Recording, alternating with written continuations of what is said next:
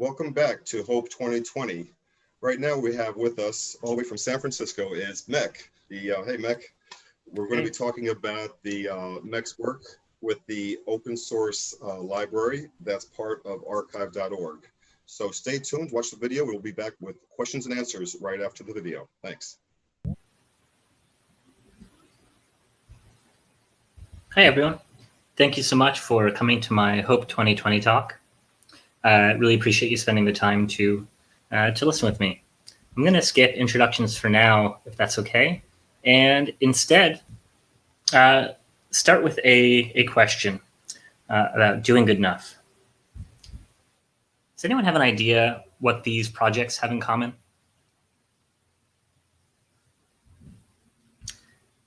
They were all heavily contributed to by Aaron Swartz, and this talk is dedicated to him. Aaron was a tour de force. He helped co-design the RSS standard at the ripe age of around 13. He was pretty instrumental as a catalyst for Creative Commons software licenses, co-founded the Reddit platform, social media. He was a major contributor on Wikipedia, and he authored a landmark analysis that really surfaced a lot of detail about who contributes to Open Library, whether it's bots, what demographics. He also co-founded an organization called Demand Progress, which was critical for the fight for net neutrality and a free web. He founded the Open Library project over at the Internet Archive. He enabled the free press to have private communications via Secure Drop, and contributed heavily to both the recap and the original Pacer project, which gave American citizens access to their own law, which seems like something we should all have access to for free. And there's a word in Hebrew called dayenu. And dayenu means it would have been good enough for us. Had Aaron achieved just one of these victories for the world? Dayenu. Well, maybe Aaron wouldn't have agreed because he went on to found the WebPy web framework for Python, the Jodit website, which was an infogami-based kind of like a wiki blogging software. He co-authored parts of the RDF standard. He was pretty prolific. Now, if Aaron felt this way, that maybe he hadn't done enough, even after so many victories, it kind of makes sense how we might feel the same way. Now, Aaron is one of my role models. There are many life lessons that he taught me, both about purpose, about balance, sometimes empowerment, and honestly, sometimes caution. Today, he's going to be our guide, and I'm just going to be helping out with the audio and visuals. And we'll start with one of his lessons. Choose good problems. Life is short, or so I'm told, so why waste it doing something dumb?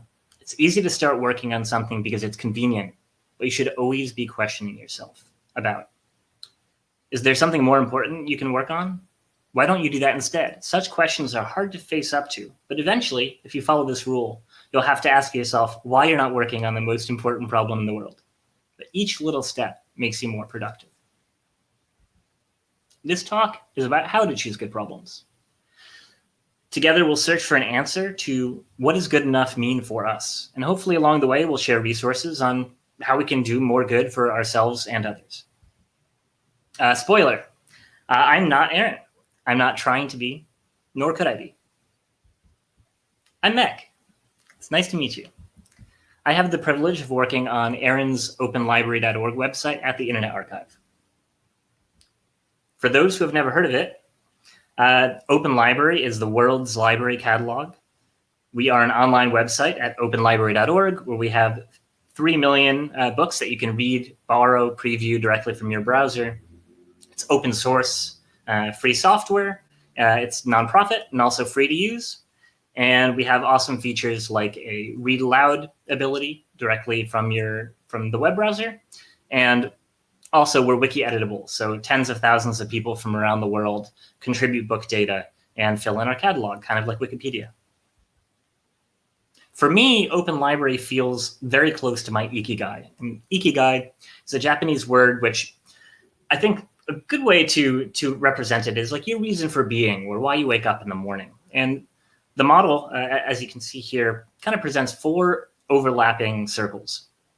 What you love to do, what the world really needs, what you can get money for doing, or what the business feasibility of a project might be. And then finally, what you happen to be good at. We'll get to this more later. Figuring out my path to open library was not straightforward. This advice isn't going to apply to everyone, but hopefully it'll at least give you an idea of a type of progression that you might be able to change and alter, and that might work for you. I am not a moral compass. Not everyone needs a life mission. These are just things that worked for me. So when you're going on a journey, I think it helps to start with a map. And here we have two maps. The one on the left is the Maslow hierarchy of needs in increasing order as it was designed. Although a lot of these needs are not linear. And we hopefully will talk about that a little bit. And then also there's ikigai, which is this idea of trying to find your reason for being, this sweet spot between taking care of yourself and others and being happy. The second step is to choose your guides. It might be Erin Swartz. It might be Marley Diaz. She's a personal hero of mine. She started the 1000 Black Girls book group, and they basically come up with all of these books that that reach other demographics other than the ones we're typically used to within our library systems. Step 3, put on your mask first before helping others. So this part is on how we can help ourselves.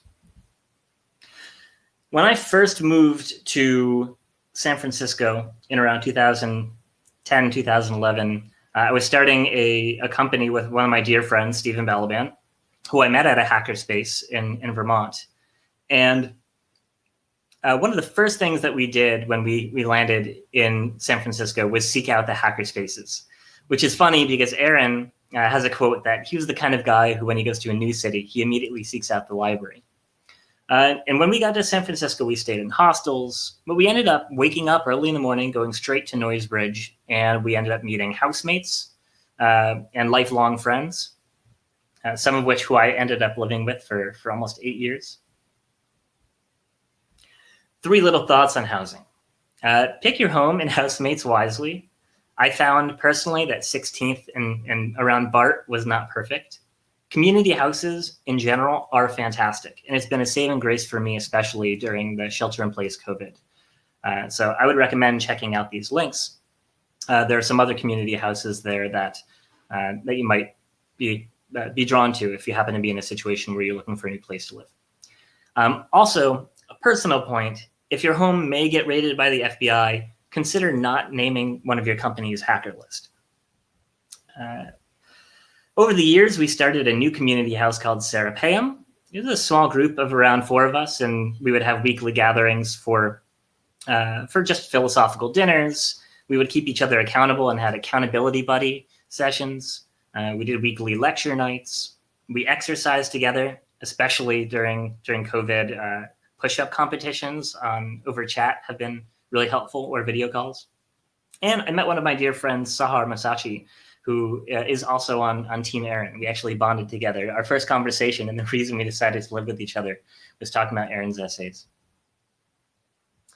Now on the job front, a big lesson for me is that jobs are just not equal. And we spend the majority of our time at jobs, something around 2,000 hours a year.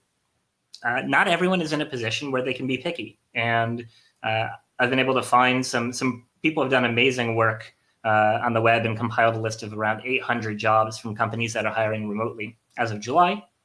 There are also some, for those who can afford to be a little bit more flexible and want to find a job that really aligns with them, there's Mac Lockshin's 50 digital jobs for progressives.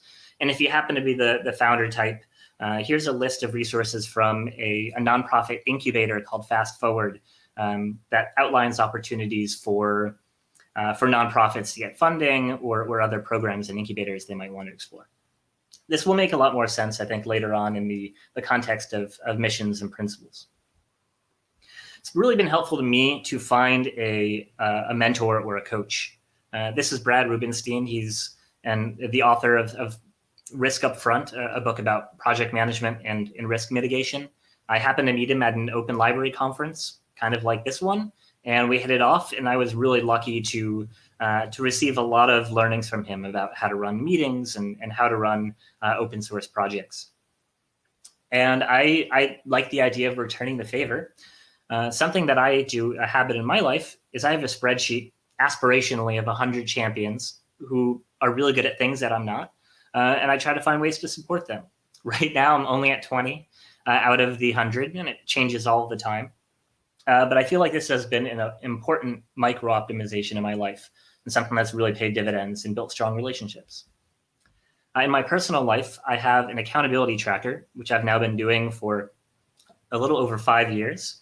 And I keep track of how many push-ups, pull-ups, how much learning I'm doing, studying Chinese, the things that are important to me. And it really, really helps to have a single place where I can look every day.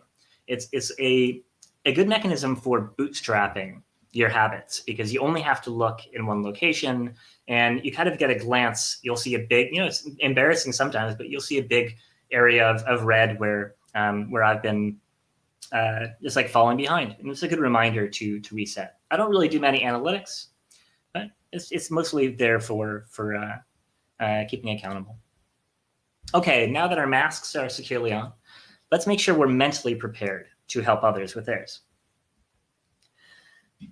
For me, not feeling good enough comes from a few different points of anxiety. The first one is honestly insecurity. Like at the age of 13, Aaron was working on the RSS standard, and oftentimes I question what I've done at the age of 31.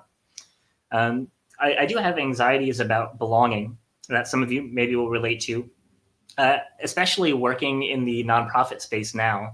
I often just feel very worried that friends are going to leave me behind, especially the Silicon Valley ambitious ones. I also have quite a bit of guilt about my privilege. More specifically, I feel like I just haven't used it as well as I could have, where I could be. A part of it comes from a lack of validation, and maybe that's also from working in the nonprofit space. You don't see usually the same type of rocket growth, or I haven't, and maybe that's why I feel imposter syndrome or whatever it is I feel. And then I think there's also an element of just uncertain futures. I think many people want to be working on something that lasts and helps people find their passions or helps them do a better job. And that's something that I don't feel like I've done yet, but I think Aaron has some great essays, and hopefully this talk will also introduce some strategies for getting there. So one thing that I want to bring up is that the Maslow hierarchy graph that I showed earlier was actually taken from the Blackfoot National tribe.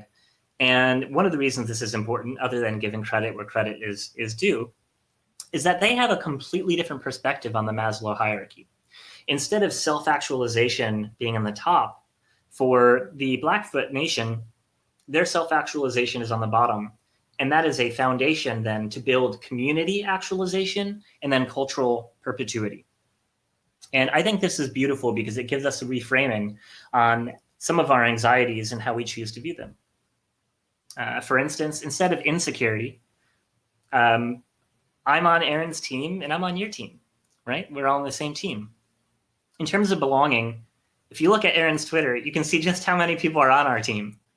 For privilege is an opportunity for change. It's leverage.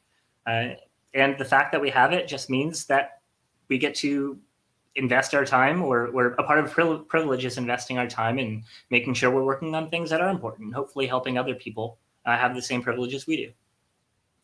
Validation, I don't think we celebrate our victories enough. Sometimes it's just nice to go on Twitter or Facebook and share some of the things that you're working on. And then finally, in terms of lasting impact, there are a lot of techniques such as having a continuity page or writing good documentation on your projects, or just publishing the things that you're doing as open source, writing essays. All of these things I think make a big difference, and not only unto themselves, but also helping other people find direction. I think the real lesson for me in mindset is being as kind to yourself as you are critical. Consider that we may be only seeing what we believe. It's kind of reinforcing our own beliefs. We all come from different circumstances, and we might be on the same team. a big problem that I have with myself is that I often hold myself to much higher standards than I hold other people. And sometimes when I think about that perspective, it makes me realize that I'm doing okay. And people probably are happy with the work that I'm doing. We still have time. Many of us still have time. And even those who are gone are still doing good. And I think this talk is a testament to that. All right, step 5 is loading before you aim, getting a whole picture of where we are and where we want to be. I started out really lucky. I had a loving family, have a loving family. They helped me all the way through college. I didn't have debt. I didn't face very much adversity where I grew up in rural Cheshire, Connecticut. And that had some consequences of its own, such as I had a really myopic idea of what problems matter. I was like really into chatbots, and I think I was more comfortable talking to people online than I was in person. And as a result, I really didn't have a full picture of what the most important problems in the world were, or what the things are that people really needed the most. And this kind of led me to grad school, where the problem that you work on is everything, and then into a new mindset of dropping out of grad school and taking a risk with my co-founder, Stephen, who I mentioned, to just work as hard as I could for what ended up being 5 years. And I worked 6 or 7 days a week, often sleeping in the office. I got really sick. I think it was a period of personal growth. It certainly wasn't healthy. And there was a lot I was missing. I felt a little bit like Adam Sandler in Happy Gilmore, where I was doing something that I enjoyed. I was good at it. I was getting paid for it, but like something was just like not off. Just something was not quite on for me. And I think Michelle Obama says it well. It's always be true to yourself and never let what someone else says distract you from your goals. And I do think I let my true self get distracted by Silicon Valley. And then I blinked, and suddenly Aaron wasn't there. I felt sad. I felt upset. I felt a gap in my world. He has a wonderful essay called Mr. Millionaire, where he talks about this person in business clothes walking down the street, feeling like he had no personal accountability, and then someone who's homeless says he only has $3.50 and needs money, and the millionaire just breaks down. And I think a part of my Silicon Valley illusion crumbled when Aaron passed away. And like this scene in Harry Potter where Harry's saying, no, I remember someone coming to help. They'll be here. I think I watched and waited for another role model to step up. And I watched, and I saw people trying, and they were doing great work, but it still felt like there was a void. And one of the lessons I learned is that you just can't assume others are going to do it. Alan Kay has a lovely quote: the best way to predict the future is to invent it. But sometimes the only way to predict the future is to ensure it yourself. And Jessamine West, who I had the privilege of working with a bit at the Internet Archive, said, my most important role was not letting management sunset Open Library. And thank you, Jessamine. Because you did that, I was able to do all of the work that I've been able to over at the Internet Archive. So around 2015, I tried to fill the void by volunteering at the Internet Archive. And while I was there, I had a lot more time to learn what I'd missed. This is C.R. Sakely, who gave me some great feedback. He said, people need the basics.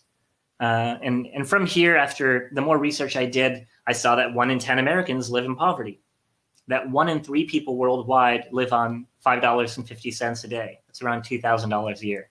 To be taken with a grain of salt, because I think what you can live on in other countries is just fundamentally different. But I think the important point here is that if you're trying to buy an Elsevier journal and it costs $2,000, then unfortunately you do have to choose between state-of-the-art research or banking on being able to make it into a college that has access to these journals, or your entire year's salary. And then another interesting statistic that I was pretty shocked by is that 1 out of every 8 deaths worldwide is from air pollution. Aaron says, once I realized that there were real serious fundamental problems that I could do something to address, I didn't see a way to forget that. For myself, the way that I try to cover the basics is reading his blog post about nutritional basics. But for my neighbors, sometimes tiny acts matter. Every once in a while, I'll just hand out peanut butter and jelly sandwiches, and they disappear in seconds. Want ideas? Well, here's something small we can all do together right now. Make a donation. I mean, if you're in a position to. There are wonderful programs right here in San Francisco and across the United States and globally, if you look on the upper left-hand corner, where you can make a small donation, and it really does help people. Oftentimes, the biggest complaint I hear from friends is, I just don't know how to help. And here's something we can do right now. Literally, take out your phone, click on one of these buttons. You can access it by going to mek.fyi/hope and just navigate to this page, make a small donation.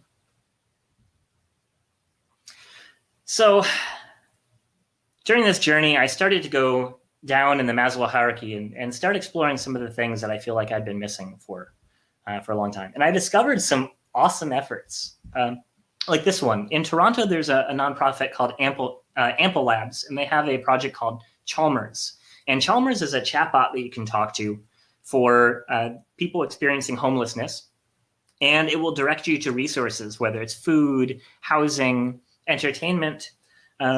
Something surprising I didn't know is that 94% of people experiencing homelessness have smartphones. And then there's this project, OpenAQ, which stands for air quality. They champion air quality through open data and community. Now, when I think of open data, don't get me wrong, I love data. But I always feel like data is great for powering projects, but it feels a little bit like protesting. Like you get out there, you're loud, you feel like you're making a difference, but it's hard to actually see how data turns it into impact. One thing that I learned from this project is 7 out of 10 of the most highly cited air pollution health studies used government data, and also that all 7 of these studies ended up driving US national policy to improve air quality standards and additionally influenced international guidelines. One thing that I learned as I was going down to the bottom rung of this Maslow hierarchy is that last mile problems are really tough. The idea of last mile is so you produce all of these resources in the United States maybe, and then you want to get them to an area that is underdeveloped or underserved, and maybe the road systems are not as sophisticated, or flying them over to the other countries might not be cost effective. There are just a lot of challenges with running nonprofits that face these last mile problems. And many of the problems are very physical. Not only that, but there are aspects of finding talent. If you are working in Silicon Valley and paying someone $150,000, then suddenly it's not clear how you can invest in that type of talent and still make it cost effective for serving some of these underserved areas. And it's just really challenging. So one thing that Mitra Arden, who I worked with at the Internet Archive, recommended is that nonprofits are actually great for birthing open technology. But as soon as they're positioned with having to compete with for-profits on manufacturing, distribution, and marketing, it just becomes an endless slog. You have to rely on donations. Some organizations can do it really well, but it's just something to think about. Sometimes different hybrid models might work really well for the type of public good mission that you're interested in. So my personal conclusion was that maybe the bottom rung was a little too low for my Ikigai sweet spot. It wasn't exactly facing the problems that I truly felt passionate about. I'm not sure that I was truly good at these things. And also in terms of making a living and being able to dedicate yourself to problems you care about, it was hard to find problems that would satisfy that as well. All right, so step 6 is identifying principles and missions. As I mentioned, not everyone needs a mission statement. I think coming up with principles is a really good way to kind of have a guide or a sense of direction. So for me, what I was missing during my exploration was this aspect of mission and community need. And so I'll start there. It's really important to understand your target audience. Who do I want to help? Who am I helping?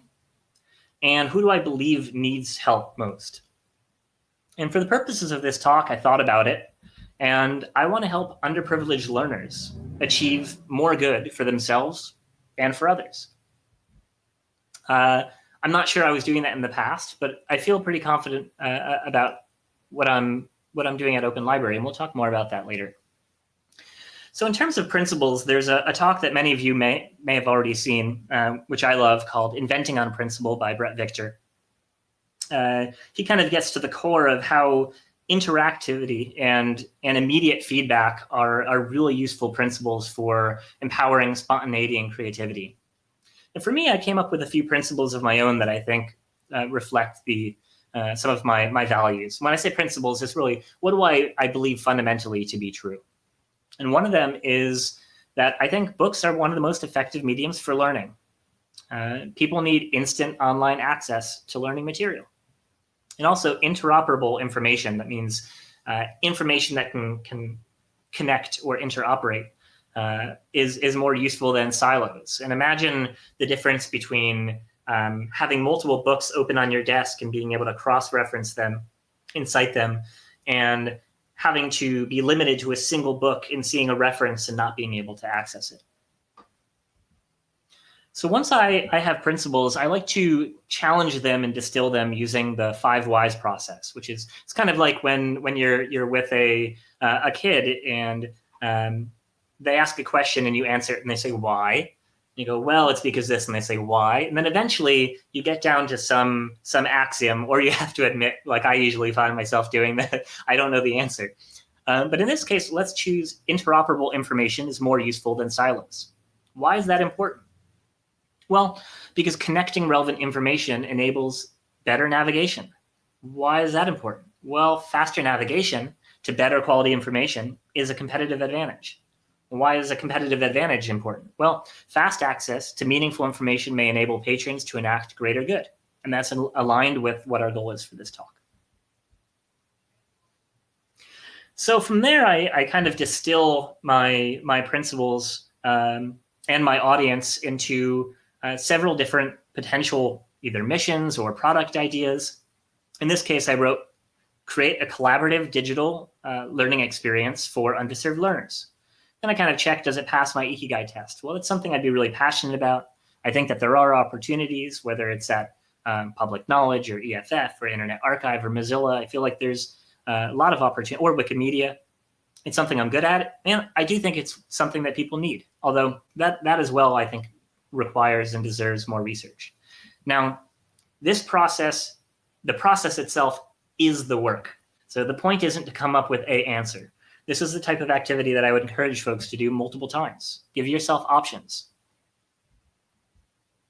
If you want to see how I went about approaching my own life mission, I have it here on my website. I do the 5 whys. I try to investigate what I mean with each word that I choose in my mission, which is to curate a living map of the world's knowledge.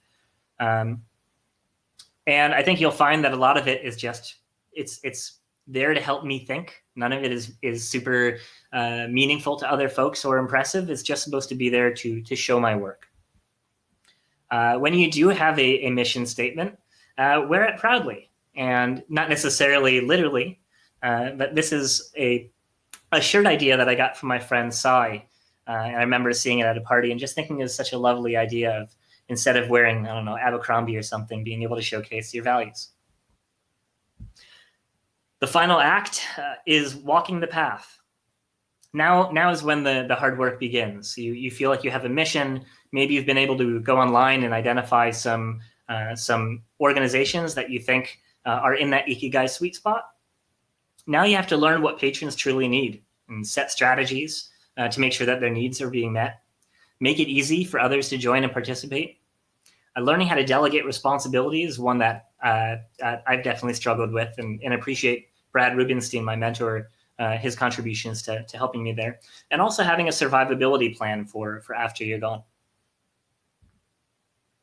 In terms of doing the work, showing your work, and making it easy for others to contribute, here are 4 documents that Open Library uses. We have an onboarding page to help volunteers discover the project.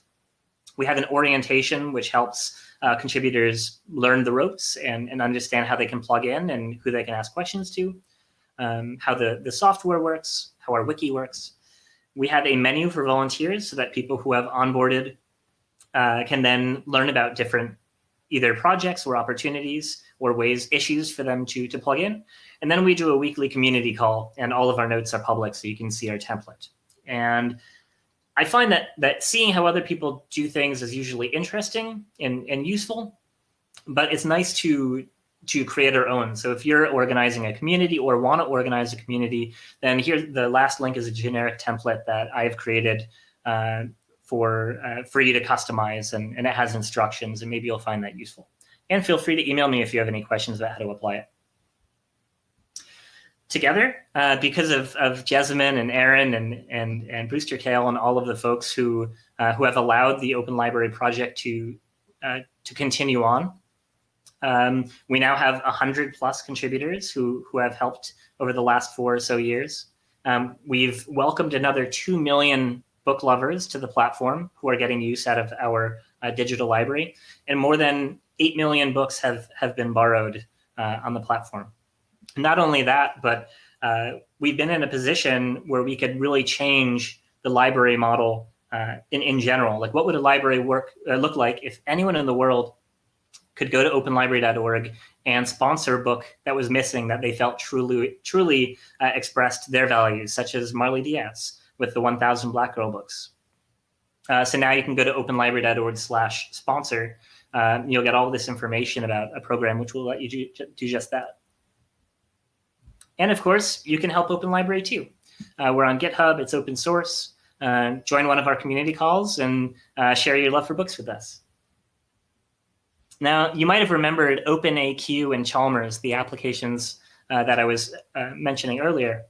Both of these are nonprofits that went through the Fast Forward incubator. They're kind of like a version of Y Combinator for nonprofits. They're one of the best that I've found.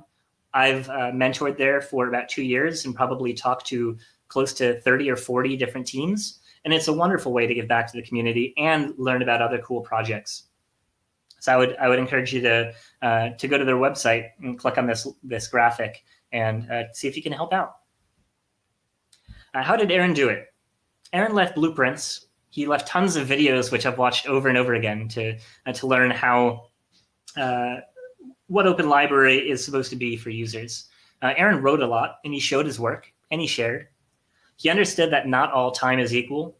He has a wonderful essay called How to on Productivity. And Aaron left a legacy with clear instructions to survive his works. Aaron didn't do it by himself, and neither did I. Thank you to everyone who has paved the way for us, and so many more. A recap of some lessons. The first one is not all jobs are equal, and we spend a lot of time at work. Try to find something that you're really passionate about that fits your ikigai. Secondly, be as kind to yourself as you are critical. Kindness goes a long way in setting the right mentality. 3, don't assume others are going to do it. There wouldn't have been an Open Library to contribute to if Jessamine hadn't stepped up and pushed for its survival. And then 4, we're on the same team, and I need you to be here. This talk is in memory of Aaron Schwartz and Elliot Zimritsky, 2 wonderful people who did good enough. Thank you. If you would like other resources, I have a document that I'm compiling. I'll be updating this slide. And quick shout outs to Stephen and Betty, who just had, Stephen was my co-founder, who just had a baby boy, and to my sister, Jen and Sam, who just got married. And finally, read and follow Cory Doctorow. He's one of my favorites.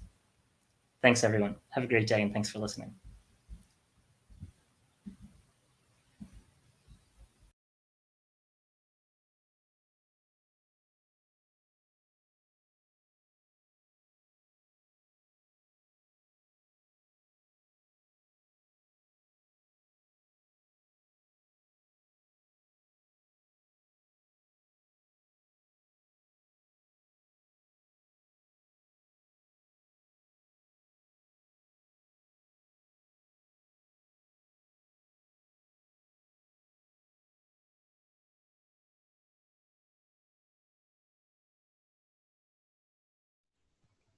All right. Thank you very much for staying with us. This is Hope 2020 with Mech and his presentation. Hi, Mech. How you doing today? Doing fantastic. One little nugget All right. I would add to the end there after the Cory Doctorow slide is Jaron Lanier also happens to be a hero of mine, and I would highly recommend his book Who Owns the Future, which you can also read over on openlibrary.org for free. That sounds great. It sounds great. It's really amazing some of the numbers that you showed in your presentation with how much you've grown in terms of patrons and uh, book borrowing. So we have a question for you right here. I'm going to get right into it. What guidance do you offer to younger people starting to think about careers in schools? Yeah, I think two of the struggles that the younger people tend to face are one, they get treated as if they're younger. And so the opportunities that they're exposed to are just fundamentally different than how we might provide resources to other people that we think might have more experience. And then I think the other element is that folks who might identify as being younger just have a tremendous amount of pressure to execute or show how much they've achieved by a certain time. And one thing that I've struggled with most of my life is this seesaw of finding this balancing act between researching and executing. And I think a lot of my life has been dedicated to just like doing the next thing, continuous, like there's so many problems that need solving, just pick them out of the box and do them rather than really sit down and learn. And the reason this feeds back into advice here is that if I were to go back in time and talk to myself, one of the things that I would say is just jumping into a problem and spending 5 years on it, if there isn't some premeditation, might actually result in you walking away with a lot of the experience that you want. But at the end of that journey, you might find that you missed all of these opportunities to build the right network, to be working on the types of problems you really care about and building that rapport and that rich experience. And I think people undervalue the importance of finding your team. And finding your team doesn't just mean, finding your team at Google or finding your team at Yahoo or whatever it is. It's like outside of work, like put away these preconceptions of like organizations having these walls. Just like in life, who are your role models? Who are the people that you want to invest in? What do you want to be a part of? So I would say seeking community is really important. And the last thing I'll add on that note is that when one of the last conversations that I had with Aaron was around academic papers, and I had no idea what he was facing during the time. And I remember saying, open library is so great. Why isn't there something like this for academic papers? And he's like, oh, I don't want to talk about it. And I was so salty. I said, I couldn't believe, like, this seems right up your alley. Why don't you want to talk about it? And I started kind of in the background working on this open source project called Open Journal, open library, open journal.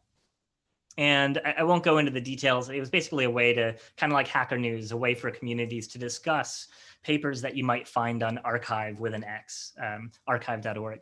And I remember standing at Aaron's memorial with this project and thinking, like, what am I doing? There are so many people who have invested their whole lives in academic papers and making information more accessible. And here I am, some young kid who thinks that if I walk away and just build a thing, that's what Silicon Valley taught me, then I'd be in perfect shape.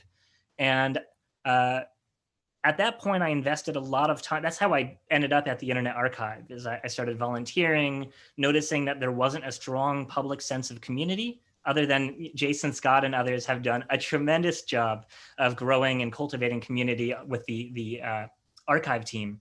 But there really wasn't a group of like scrappy hackers that were just creating demos and stuff. And I found like that was the perfect sweet spot for me to join a community, to connect people who are in that space, to learn more. And if there's this whole story is just a simple way of saying that if I were to go back in time, finding something that I cared about earlier and investing in a community and spending a little more time learning rather than this like impulse that I feel to just create and do rather than also put in the time and research. It really pays dividends. I think Pasteur said it right when he said fortune favors the prepared mind, and also that an ounce of cure is worth an ounce of prevention is worth a pound of cure.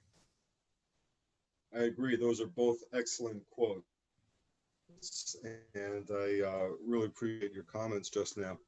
Let's go on to the next question. Somebody said that's an interesting jacket that you're wearing. Tell us about. Oh, there's not much of a story. It's just fun. It's like a t-shirt, you know? Do things maybe a little bit differently. It's comfortable, doesn't have branding on it, other than maybe like values that I'd like people to know about mine. It strikes up conversations, but yeah, have a little fun. It does. It does, because I also remarked about how cool it was earlier before our meeting. One of the questions that I had for you was about the whole Ikigai concept, and it's an amazing journey, and there's so many different parts about it. And so, is there an end to the journey, or is it a continuing journey? Just a little bit about how you found it and where it's going. Yeah, it all becomes a blur when I guess as someone who's lived in the San Francisco area for the past 9 years, I feel like I run into people every day who are performing their own, self-reflection exercises. And so I don't remember exactly where I learned about Ikigai. I think it was through one of my friends at a community house, maybe Misha Berger or someone else, who was kind of describing what their process is and trying to help me systematically identify where some of my gaps are. There are a lot of different models like Ikigai. I wouldn't say that's the only one. Yeah, it's interesting. There are definitely, I agree with you, there are a few models. Let's go on to the next question then. It seems like some people turn to drugs or other distractions, or maybe get numb or start to feel helpless. Is there a way to talk to people like this to foster more optimism and more hope? We live in a pretty difficult time. Well, I guess we could talk about 2020, but I could also just talk about the context of my life, the whole span of my life. I've always felt somewhat of an outcast in that the types of communities that I've sought out, I've always looked for a group of people who I felt like were three musketeers, right? It was this all for one, one for all. And it felt like there was, I just love finding a community that cares more about the collaborative, the success of the collective group rather than any individual. And I think especially as people get more competitive and intellectual and smart, the more that there's pressure to outcompete each other. And even if people are working together and collaborating and there's this sense of camaraderie, that there's just so much pressure that comes with it. And it's hard to truly find chosen family. That's one of the reasons why I've advocated for community houses and called it a blessing during shelter in place. And I think that many times in my life, the times when I feel most vulnerable is when I don't have that community. And it's kind of a cop-out to say, like, don't do drugs. Instead, just find a sense of community. And rather than saying that, I'd like to give one thing that I've been doing, which is every month I have a call with close to 10 of my closest friends. And it's an hour-long call, and it follows Ben Franklin's Junto or gathering or meeting. And each week we're able to discuss what our personal problems are, just be vulnerable, be open. Sometimes we're not comfortable yet, and so we just present a technical project, like some graph database or something fun. For someone who's really suffering, like having a meeting with a few friends probably isn't going to work by itself. Being surrounded by people who care about you and are reinforcing positivity is like really important. Who you choose to live with is really important. Just being more open to asking people. Like, I know I'm more than happy to drop everything I'm doing and talk to anyone in my network or anyone who happens to be hearing this call. Here's my email. If you're choosing between between destructive behavior and just opportunities for like positive opportunities to feel better, then you don't have to lie or be fake. Like, let's just talk about it and figure out something that's going to be healthy and that you're going to be really proud of. And that's something I'd be willing to invest in. That sounds excellent. Sounds very excellent. Thank you. All right. So we only have about 5 minutes left. I don't see any other questions, but I do want to thank you for coming. Would you like to make a final statement or anything else to wrap this up? I did see one question about the ikigai from one of the Riot chats. Of what do you do when you get stuck? In terms of getting stuck, that's a great question. Talk to a lot of friends. Write about it as much as you can. Look for role models who have published similar work. Read where they get stuck or ask where they get stuck. Sometimes it's just exposure to new models. Sometimes it's exposure to increased scrutiny, and just getting feedback. And sometimes you just need to think more or walk away from it and read a book. Like, surprisingly, like, very honestly, I'm not trying to just pay compliments, but like, the reason I get so excited about Cory Doctorow and Jaron Lanier is, like, when I read their stuff, I find that they've already done it, right? They've hit their head against something that I've also hit, and they've come up with a more eloquent solution. And there's no stopping, right? Like, that's one of the hardest parts of life, is you feel like, oh, I don't have a global optimum for ikigai. I feel okay about, and somewhat at peace for where I am in the world. But especially being locked in my apartment for this long and being separated from a lot of friends, I gravitate more toward work, and I kind of get lost and distracted again, just like I did in those Silicon Valley days. And I start wondering, like, what am I doing? What's next? Just talk to a lot of people. That's excellent advice. Excellent.